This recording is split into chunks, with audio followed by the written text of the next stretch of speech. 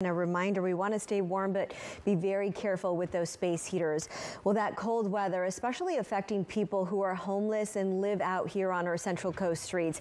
KION reporter Veronica Van Luan, she gives us an inside look at the hardships that the unhoused community has to deal with as the temperature can get dangerous.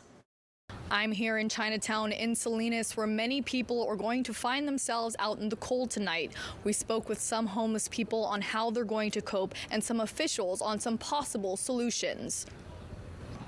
The homeless population in Salinas isn't unfamiliar with the intense cold that can come sweeping in through the city.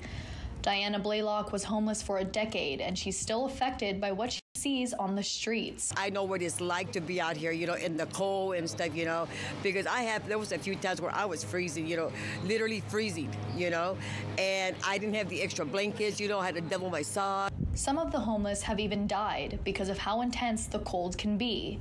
Some of them sometimes don't even have a blanket, and I know one year there was a few people out here that, that they froze to death. They had a few of them. The city, as well as some other facilities, offer shelter to keep people from the cold.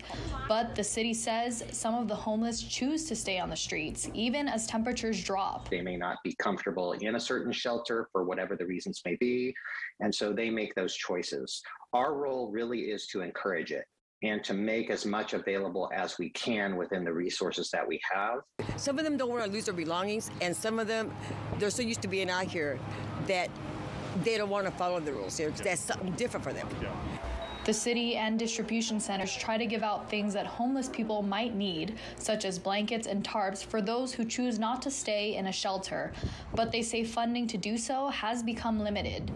And we did check. Dorothy's Place does rely on grants and donations. If you'd like to help out, we'll have a link provided for you on our website. In Salinas, Veronica Van Luan, KION News Channel 546.